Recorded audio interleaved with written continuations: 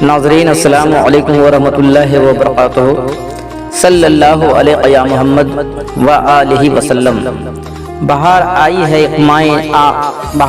है एक आईना मानी निशां होकर, बाहर आई है एक आईना मानी निशां होकर, चमन में बोए गुल फैली है तेरी दास्तां होकर।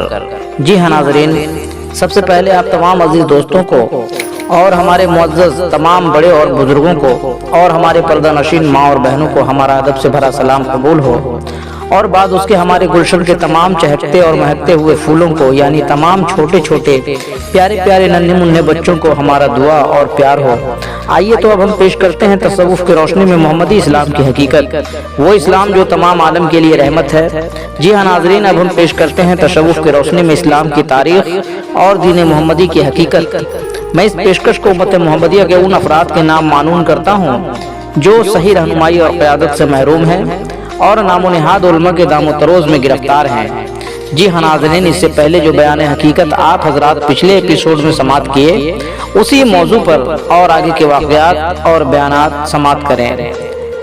मौजू मिलाद की हकीकत। जी हाँ नाज़रीन, समाअत करें। खुलासा मतलब ये है कि अरबी अदब में जो कुछ सुना जाता है उसकी हकीकत सुनने के बरक्स हुआ करती है। जैसे सुना जाता है कि अरबी की फसाहत व बलागत मशहूर है। क्या आप जानते हैं वो फसाहत व बलागत क्या है? सुनिए, फसाहत व बलागत जो सुनने में कुछ और हो और उसकी हकीकत कुछ और ही हो। जैसे एक शख्स का वजू बनाना गलत था जिसको देखकर सब लोग हंस दिया करते थे। हुजूर सल्लल्लाहु अलैहि वसल्लम ने उसके वजू को ठीक करने के लिए उसी शख्स से दरख्वास्त की कि भाई जरा देखिए तो शायद मेरा वजू बनाना कुछ गलत है। लोग मुझे वजू बनाते देखकर हंस देते हैं, जरा आप मेरा वजू बनाना देख लीजिए, मेरी गलती को सही कर दीजिए। जब वो देखने को तैयार हो गया तो हुजूर सल्लल्लाहु अलैहि वसल्लम ने फौरन बिल तरतीब वजू बनाकर दिखा दिया और फरमाया कि भाई ठीक है। उसने कहा कि हुजूर बिल्कुल ठीक है। तो हुजूर सल्लल्लाहु अलैहि वसल्लम ने फरमाया कि भाई अब जरा आप वजू बनाइए ताकि मैं देखकर अपनी गलतियों को दुरुस्त कर लूँ। बस हुजूर सल्लल्लाहु अलैहि वसल्लम पहले वजू बनाकर दिखा दिया, फिर उससे वजू बनवा कर खुद देख लिया और उस शख्स को गुमान भी ना हुआ कि मेरा वजू बनाना गलत था। इस सबक को फसाहत व बलागत कहते हैं। फसाहत माने सफेद पाकीज़ा और बलागत माने झूठ। यानी फसाहत व बलागत माने सफेद झूठ के सुनने में आता है कि हुजूर सल्लल्लाहु अलैहि वसल्लम का वजू बनाना गलत था, मगर हकीकत में ये सफ़ेद झूठ था। यानी किसी की दुरुस्ती के लिए झूठ इस्तेमाल किया जाए वो सफ़ेद झूठ कहलाता है और किसी की गुमराही के लिए झूठ बोला जाए वो स्याह झूठ कहते हैं। बस कुरान शरीफ में जितने भी किस्से कहानी सुनी सुनाई जाती है, जन्नत जहन्नम पुलसरात मीज़ान जिब्राइल बुर्राक कब्र मुनकिर नकीर रोज़े महशर क़यामत, ये कुल बातें फसाहत व बलागत है कि सुनने में कुछ है और हकीकत में कुछ और है। अपने फसाहत व बलागत से कुरान महफूज है जिसको लोहे महफूज कहा गया है। बस नाज़रीन कराम को पहले ये ज़हन नशीन कर लेना चाहिए कि मिलाद मानी पैदाइश या जहूर खल्क, यानी हुजूर सल्लल्लाहु अलैहि वसल्लम की पहली पैदाइश अर्श पर हुई जिसको हज़रत आदम अलैहिस्सलाम और तमाम पैगंबरों ने सराहा। दूसरी पैदाइश मक्का में हुई जिसको दादा अब्दुल मुत्तलिब माई आमना दादा दाई हलीमा ने सराहा। और ये तीसरी पैदाइश का जिक्र है जबकि आप बिलुम्र 40 साल गारे हिरा से जलवा अफरोज हुए, उतर कर हिरा से शुए कौम आया, उतर कर हिरा से शुए कौम आया और एक नुस्खे कीमिया साथ लाया। तीसरी पैदाइश आम इंसानों के लिए फैज़ आम है। जैसे तीसरी पैदाइश पर सुना जाता है कि एक रोशनी हुई कि मक्का से बशरा आश्कारा हो गया। ये मुहावरा फसाहत व बलागत है। हकीकत उसकी ये है चूँकि मक्का से बशरा तकरीबन 1000 किलोमीटर लंबी एक तजारती सड़क थी जिस पर हिंद चीन रूस तक सौदागरान चलते रहते थे।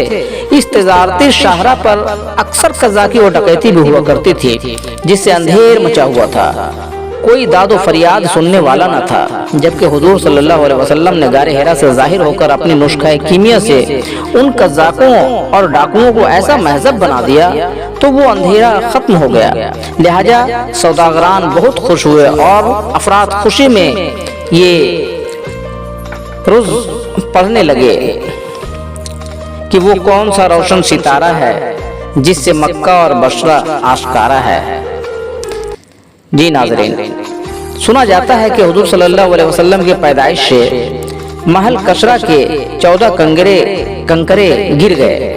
اس فصاحت و بلاغت کی حقیقت یہ ہے چونکہ حضور صلی اللہ علیہ وسلم سے قبل نوسیرواں بادشاہ کی عدالت میں 14 مشیر تھے، جس کے نشانی میں عدالت العالیہ میں 14 کنکرے بنے تھے اور عدل نوشیرواں مشہور تھا، مگر جب غار حرا سے ظاہر ہو کر صرف تنہا حضرت محمد صلی اللہ علیہ وسلم نے اپنے عدل و انصاف کا نمونہ پیش کیا کہ گزشتہ نوشیرواں کی عدالت مات کھا گئی اور اس زمانے کے انصاف نہ کرنے والوں کے منہ میں سیاہی لگ گئی اور شرم سے ادھر ادھر چھپنے لگے، اس لیے یہ محاورہ مشہور ہے کہ کسر کسرا کے 14 گرے کنگرے منہ پہاڑوں میں شیطان چھپانے لگا۔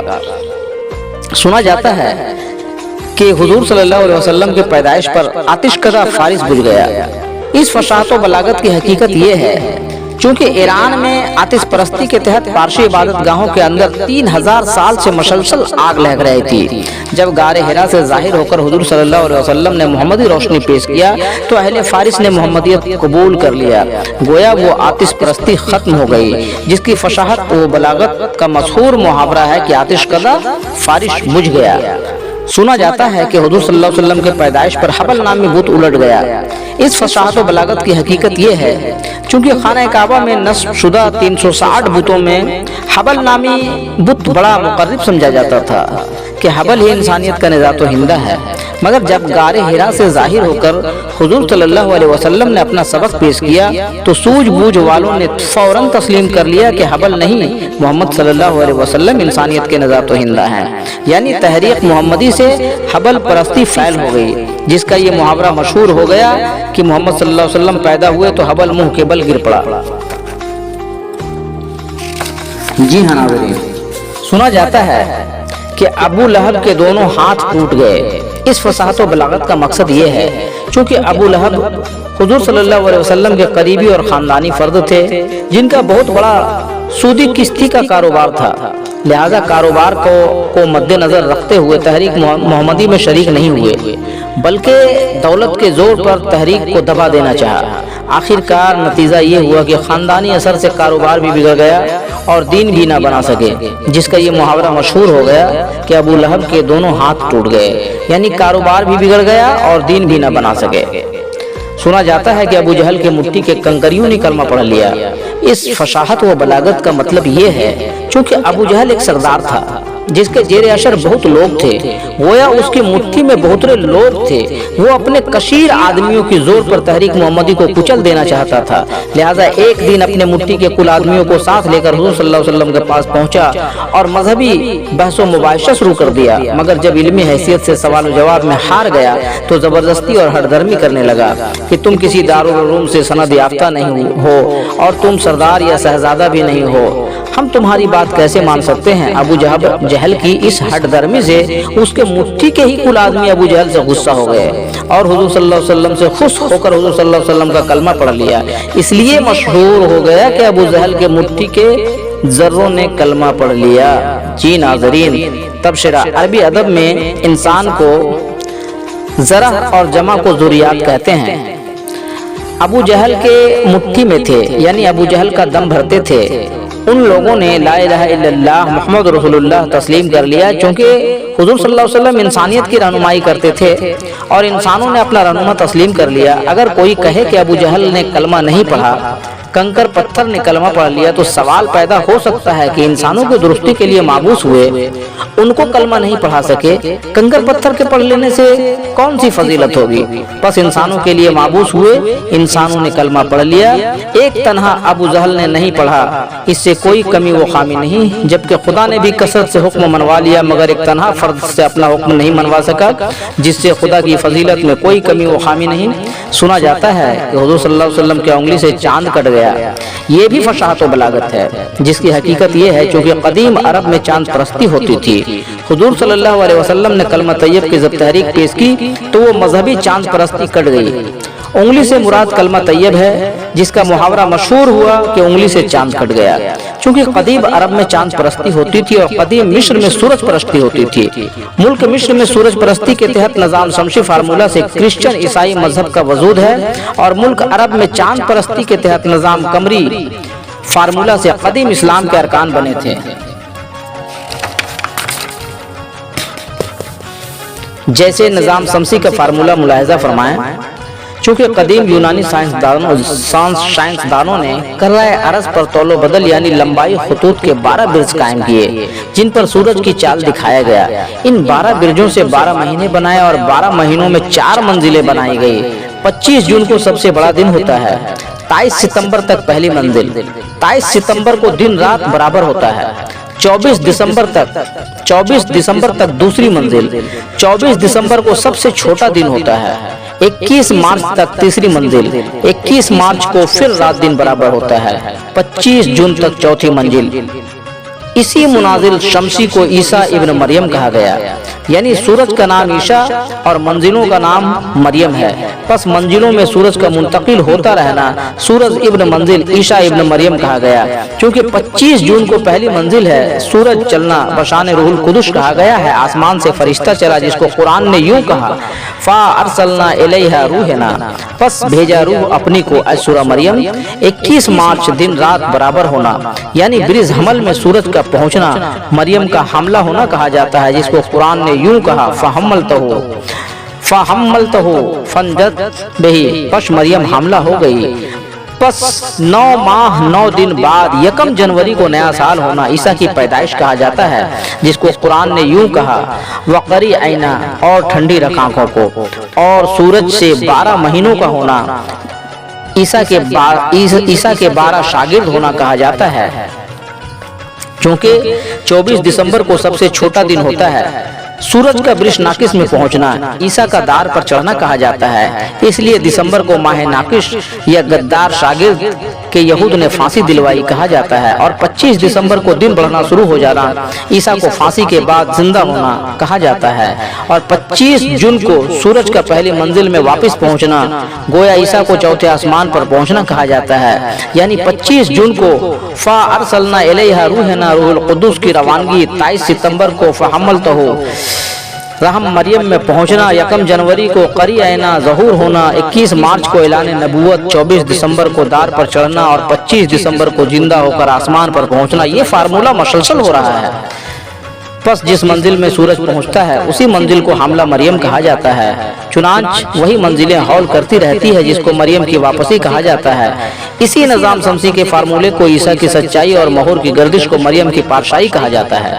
اس نظام شمسی کو قرآن شریف میں فارسلنا روحنا بشرن سویہ مقنن تشیہ کے اشاروں سے سمجھایا گیا ہے، جس سے ثابت ہوتا ہے کہ نظام شمسی کے فارمولے کو عیسیٰ ابن مریم کہا گیا ہے، کیونکہ عیسیٰ کے نہ باپ کا پتہ، نہ مہتاری کا پتہ، اور نہ موت کا پتہ، نہ قبر کا پتہ، پس ایسی کوئی شخصیت نہیں۔ یہ نظام شمسی کے فارمولے کی فصاحت و بلاغت ہے۔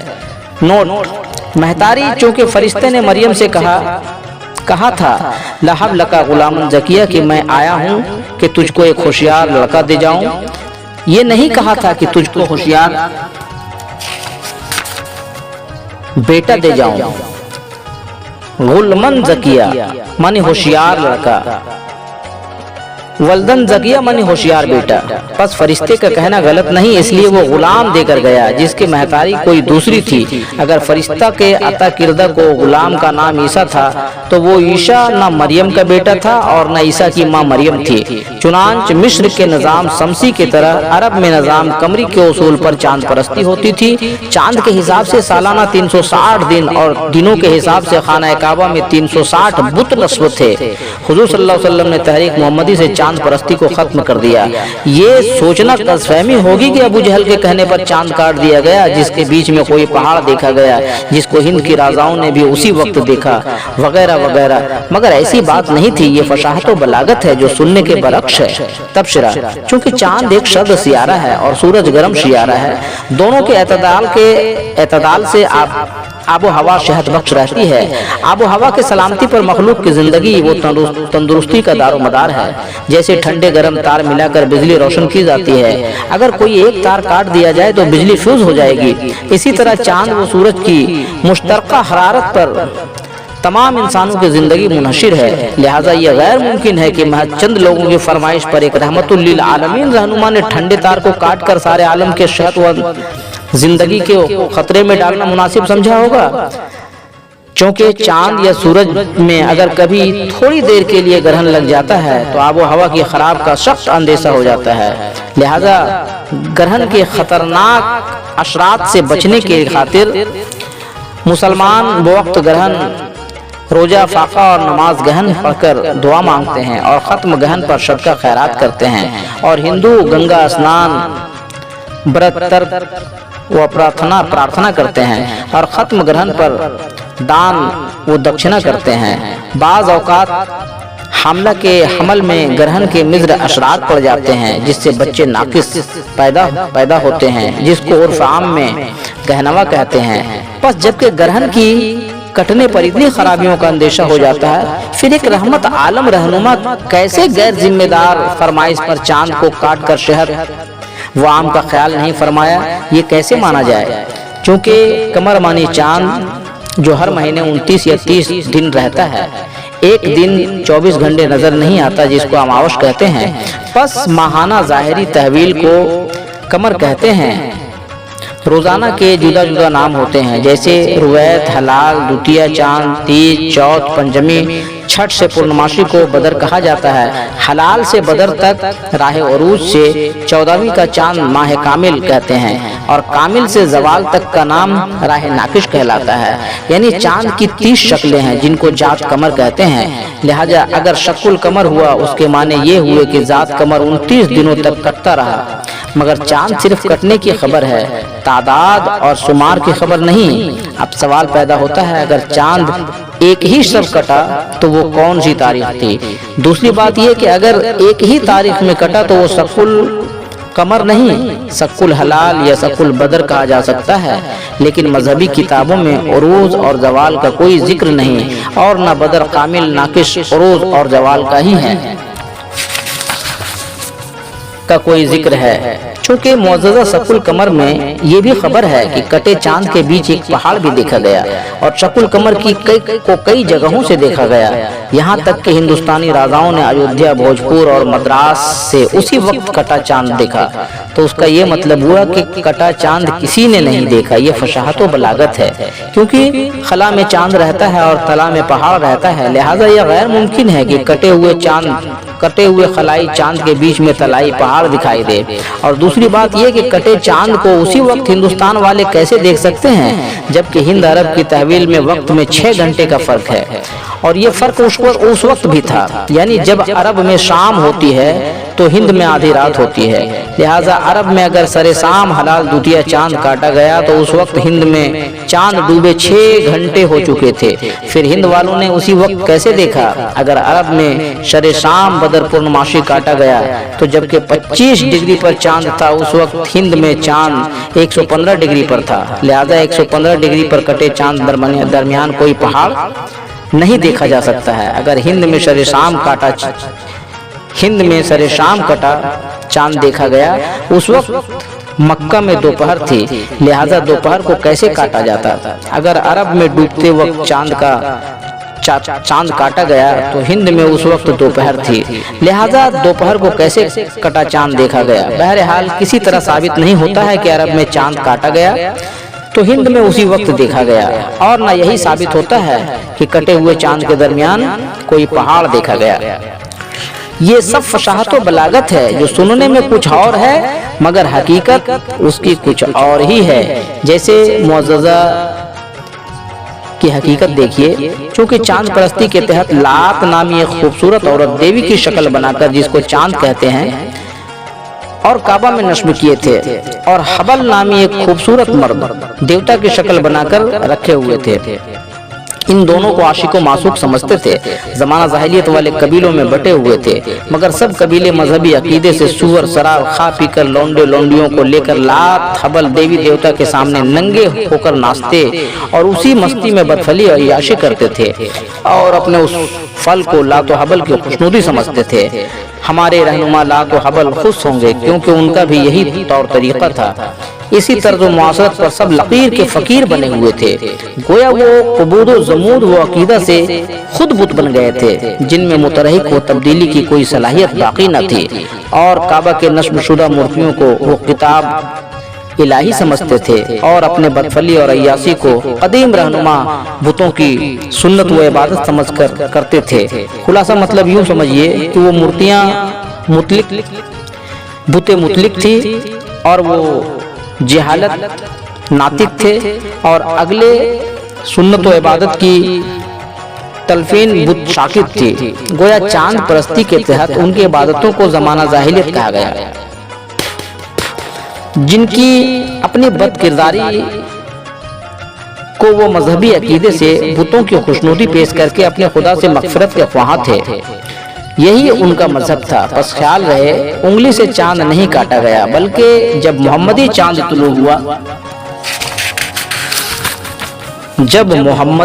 तुलू हुआ तो जमाना जाहिलियत का चांद कट गया।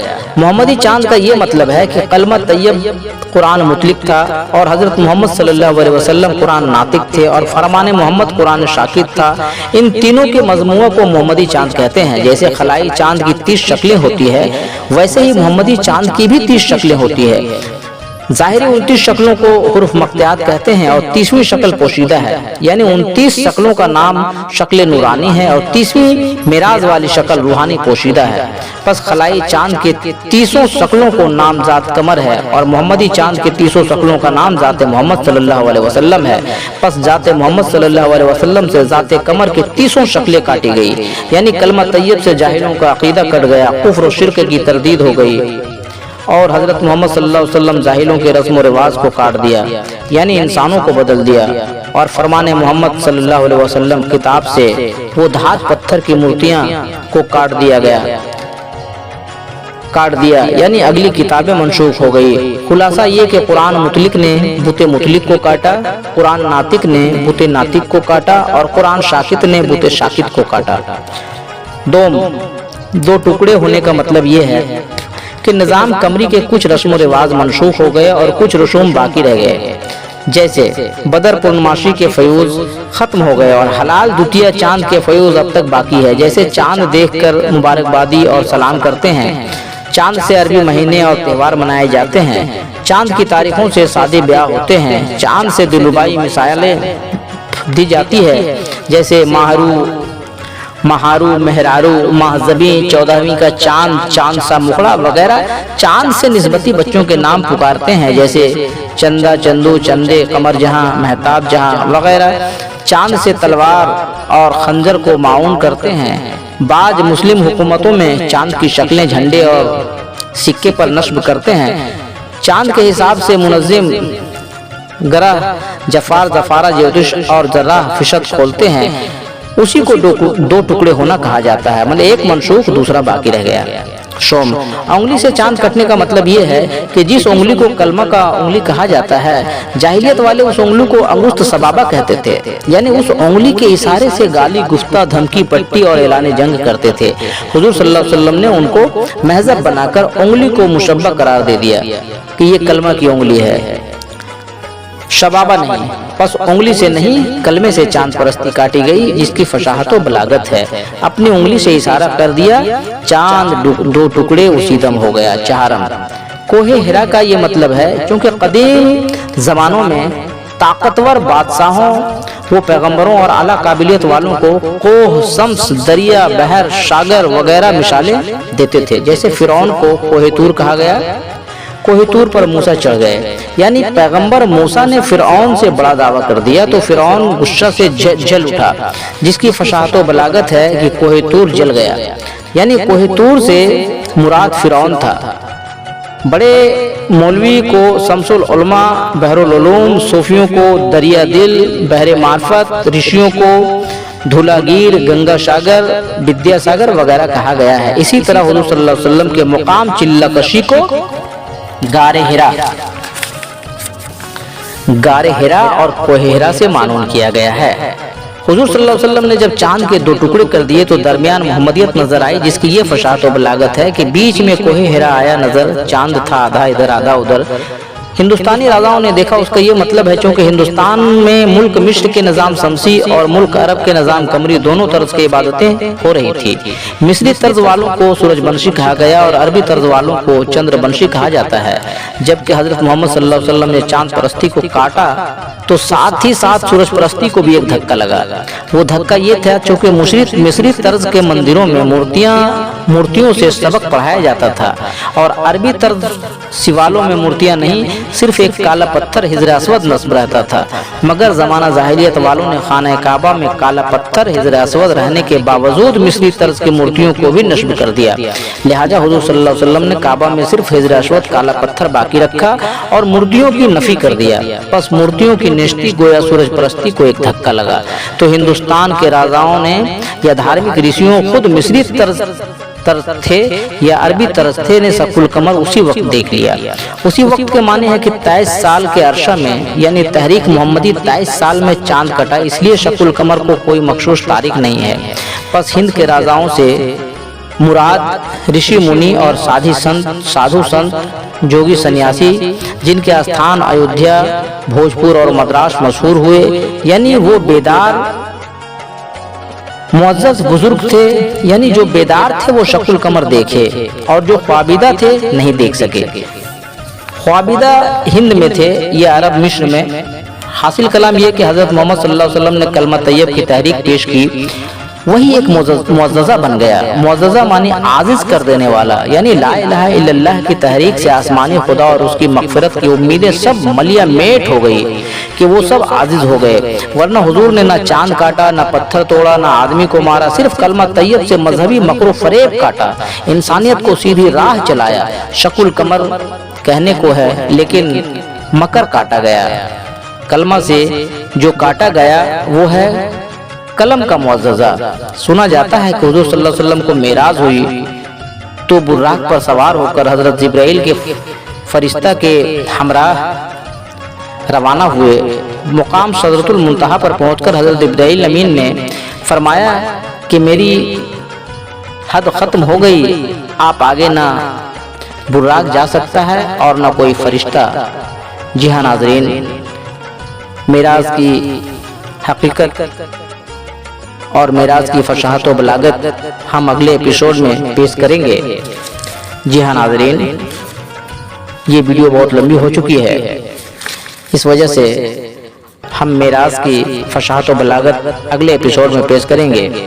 ہم نیک و بد حضور کو سمجھائے جاتے ہیں، مانو نہ مانے آگے تمہیں اختیار ہے۔ جی ہاں ناظرین، اب ہمیں دیجیے اجازت، ہم پھر جلد ہی ملیں گے آپ سے تصوف کی روشنی میں لے کر محمد اسلام کی حقیقت۔ اور آپ تمام ناظرین سے آپ کا نیاز مند بھائی نیازی ٹی وی کا ایک نیاز مندانہ گزارش ہے اور تمام انسانیت سے التجا ہے کہ نیازی ٹی وی پر پیش کیے جا رہے پروگرام محمد اسلام کی حقیقت کو آپ حضرات ضرور سماعت کریں اور خاص کر بالخصوص ان بھائیوں تک یہ پیغام محبت اور پیغام حقیقت کو ضرور پہنچائیں جن کے دل اور دماغ میں اسلام اور پیغمبر اسلام کے بارے میں کچھ غلط فہمیاں ڈالی گئی ہے، کیونکہ محمدی اسلام صرف مسلمانوں کے لیے نہیں بلکہ تمام عالم کے لیے رحمت ہے، یعنی پوری کائنات پوری انسانیت کے لیے رحمت ہے۔ اس لیے ہم تصوف کی روشنی میں محمد اسلام پیش کر رہے ہیں۔ ہمارا مقصد اور منصب صرف یہ ہے کہ محمدی روشنی سے زمانہ روشن ہو جائے، حق اور باطل کو زمانہ جان لے اور ہمارے آقا و مولا کی توہین نہ کی جائے، ان کی شان اقدس میں گستاخی نہ کی جائے۔ جی ہاں ناظرین، اگر آپ حسینیت اور محمدیت کو پسند کرتے ہیں تو آپ ہمارے اس محمدی پیغام کو تمام انسانیت میں زیادہ سے زیادہ شیئر کریں اور ہمارا حوصلہ افزائی اور تمام عالم کی آخرت کے بھلائی کے لیے ہمارے اس پیشکش کو، ہمارے نیک کوششوں کو اور اس محمدی پیغام کو اور آپ اپنے اس محمدی چینل نیازی ٹی وی کو زیادہ سے زیادہ لائک، کمنٹ، سبسکرائب کریں۔ ہاں تو ناظرین، ہم پھر ملیں گے اگلے ایپیسوڈ میں محمدی روشنی لے کر، تب تک کے لیے آپ تمام عزیزوں کو اللہ حافظ، آداب، صلی اللہ علیہ محمد۔